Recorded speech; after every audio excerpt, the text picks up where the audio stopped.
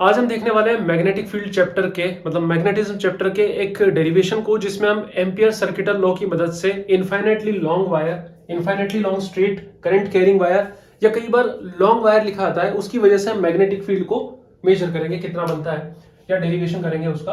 तो यहाँ पर इनफाइनेटली लॉन्ग वायर का मतलब होता है कि काफी एक लंबा वायर है और बहुत दूर तक वो फैला हुआ है। इनफाइनेटली तो बेसिकली कुछ भी चीज नहीं हो सकती।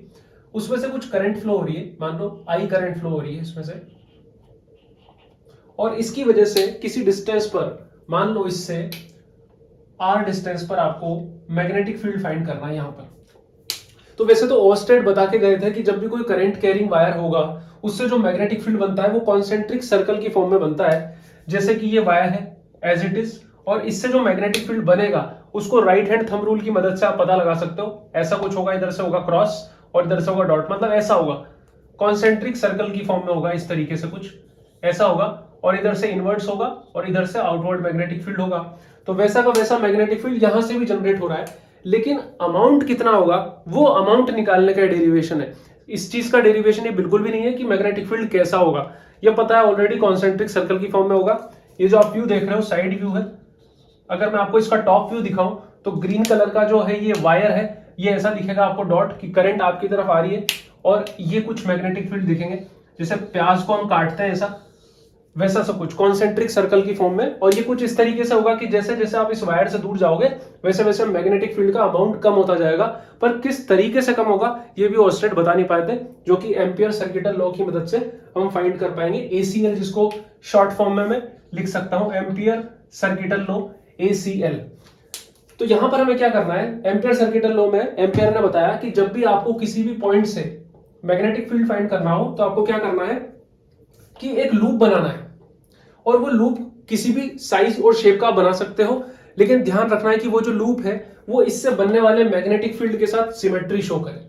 तो यहां पर जो ये वायर है, इससे जो मैग्नेटिक फील्ड बनेगा वो कॉन्सेंट्रिक सर्कल की फॉर्म में बनेगा, सर्कुलर होगा। तो क्यों ना हम लूप को भी कैसा बना दें, सर्कुलर ही बना दें। ध्यान से समझना, ये लूप में कैसा भी बना सकता था। एम्पियर सर्किटल लॉ में ऐसी कोई लिमिटेशन नहीं कि लूप सर्कुलर ही हो, लेकिन अगर आप लूप कुछ वैसा बनाओगे जैसा कि मैग्नेटिक फील्ड है तो वहां पर एंगल लेने में आसानी होगी, जो भी हम करने वाले। तो यहां पर मैग्नेटिक फील्ड इसकी वजह से ऐसा है, कॉन्सेंट्रिक सर्कल की फॉर्म में, इस तरीके से मैग्नेटिक फील्ड है। तो मैं लूप भी क्यों ना ऐसा बना दूं, इस तरीके से लूप बना दूं। बहुत ही गंदा डायग्राम बन गया है, मैं इसको दोबारा बनाता हूं। ये देखो यहां पर है वो पॉइंट, इसको मैं पी नाम दे देता हूं। इस वायर से आर डिस्टेंस पर ये पॉइंट है, और यहां पर जो मैग्नेटिक फील्ड बन रहा है वो कुछ इस तरीके से बन रहा है, सर्कुलर। मतलब इसका अगर टॉप व्यू में आपको दिखाऊं, ये लिया लूप और ये लिया मैग्नेटिक फील्ड। अब आ रही होगी फील्ड। ये लेने से फायदा क्या होगा कि ये जो मैग्नेटिक फील्ड है ना, ये हमेशा इस लूप के पैरेलल है। देखो अगर आप किसी छोटे से हिस्से को देखो तो ये रेड वाला जो मैग्नेटिक फील्ड है ये इस ब्लैक वाले लूप के पैरेलल है। मतलब दोनों के बीच में एंगल कितना है, लूप और मैग्नेटिक फील्ड के बीच में एंगल 0 डिग्री है।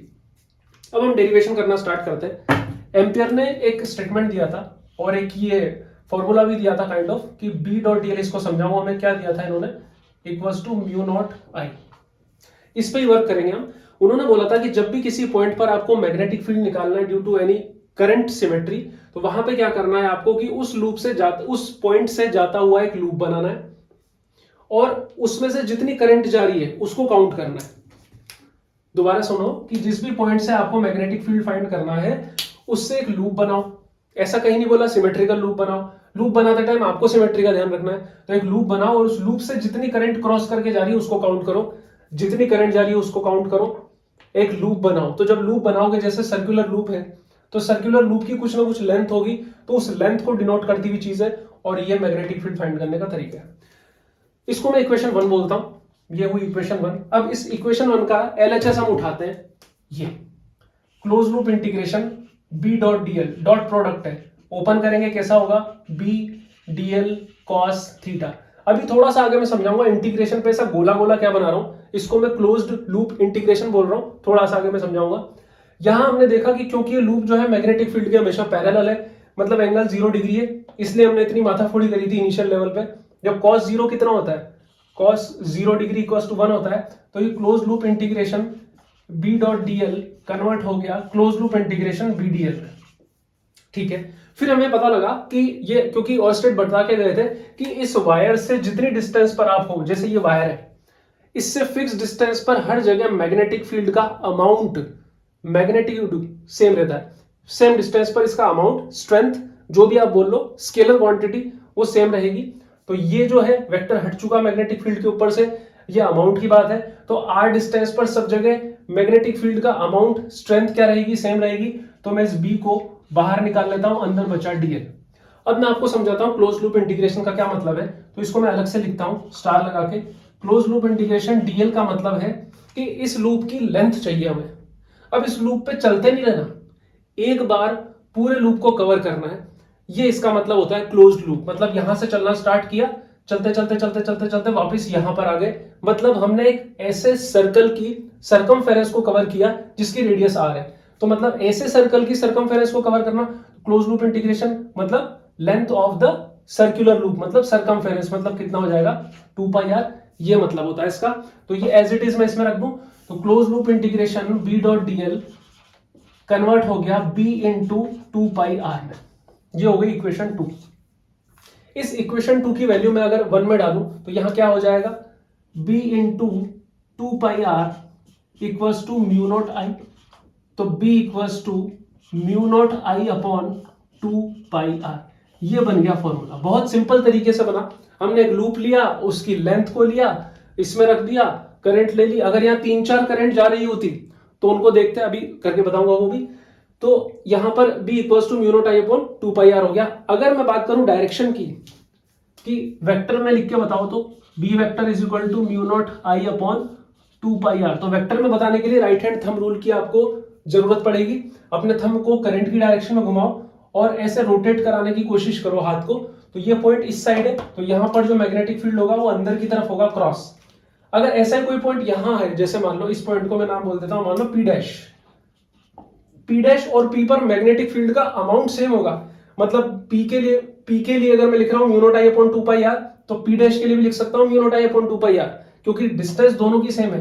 लेकिन फर्क होगा सिर्फ वेक्टर का। तो यहां पर अगर मैं इस पे मैग्नेटिक फील्ड पता करना चाहता हूं, तो हाथ ऊपर की तरफ रख के ऐसे घुमाया, तो मैग्नेटिक फील्ड का डायरेक्शन कैसी आई, डॉट आई, मतलब बाहर की तरफ आई, परपेंडिकुलर आउटवर्ड्स, परपेंडिकुलर इनवर्ड्स। तो अगर मैं इसकी बात कर रहा हूं p की, तो ये आएगा परपेंडिकुलर इनवर्ड्स। और अगर मैं बात करता हूं p डैश की, तो ये आएगा mu naught I upon 2πr outwards. देख लो एक बार आ रहा है क्या ये। ओके, तो यहां पर हमने समझा कि कितना सिंपल तरीके से ये पूरा का पूरा हो गया। अब इसको मैं एक बार मिटा रहा हूं एक दूसरी चीज समझाने के लिए आपको। जैसे यहां पर वायर है, इसमें से करंट फ्लो हो रही है आई, और मैं कुछ पॉइंट्स लेता हूं। एक पॉइंट है यहां पर, मान लो ए है, एक पॉइंट है बी, एक पॉइंट है सी। आपसे पूछ लिया जाए कि ए बी सी में सबसे ज्यादा कौन सा होगा, तो वो इसी फॉर्मूले से आप बता पाओगे। जब भी आप ए के लिए, बी के लिए या सी के लिए फॉर्मूला लगाओगे, तो करंट जो लोगे या वायर जो लोगे वो तो यही काउंट करोगे। मतलब आई तो आपने फिक्स कर दी, म्यू नॉट कांस्टेंट है, 2 और पाई कांस्टेंट है, तो बी इनवर्सली प्रोपोर्शनल टू क्या हो गया, आर हो गया। मतलब जो ज्यादा डिस्टेंस पर उस पर मैग्नेटिक फील्ड उतना ही कम। आर सी ज्यादा है आर बी से, और आर ए सबसे कम है, इसलिए मैग्नेटिक फील्ड ऑन सी सबसे कम होगा। देन फिर बी का नंबर आएगा और देन ए का नंबर आएगा। इस फॉर्मूले से हमने किया, या इस रिलेशनशिप से हमने किया। तो अगर आपसे ग्राफ पूछ लिया जाए, सिंपली ग्राफ पूछ लिया जाए कि magnetic field due to a straight current carrying conductor to the distance, ऐसा आपसे अगर ग्राफ पूछ लिया जाए, तो B inversely proportional to R से ये ग्राफ कुछ ऐसा बनेगा। तो आई होप आपको ये डेरिवेशन समझ में आया होगा।